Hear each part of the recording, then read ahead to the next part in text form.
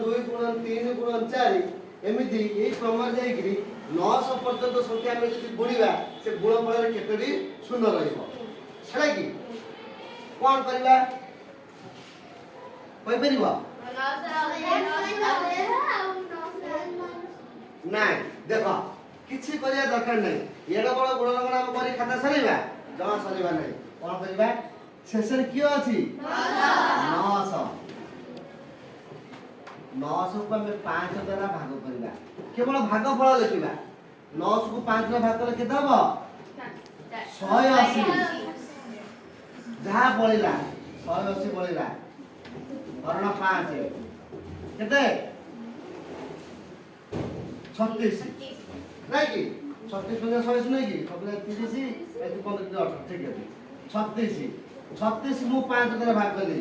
केवल भागफल लिखिबी 5 टा 35 7 बळिला 7 5 द्वारा बळना नहीं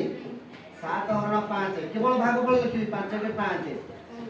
मिसई देली जहा सब 5 द्वारा भाग कर केवल भागफल को मु लिखि दे केते हला 7 के 8 8 14 4 के नला 1 3 के 4 8 4 12 2 के नला 1 1 के 2 अर्थात 224 टी शून्य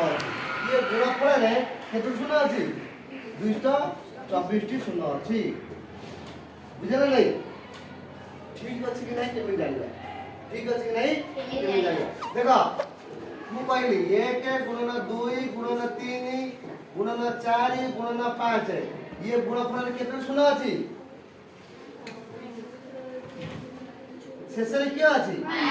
5 रे 5 भाग करले केते हला 1 ये गुणफल गोटे शून्य अछि केमिति देखो 2 के 2 2 3 6 7 24 24 बचा 24 बचा 20 हेला ता नियम हो जेडा बड़ संख्या आसीबो तब का करबो ता शेषरे जा रहइबो सेते 5 भाग करिकि दिबो अच्छा तुम पई गोटिया प्रश्न 1 गुणन 2 गुणन 3 गुणन 4 गुणन 336 पर्यंत गुणन करबा गुणफल रे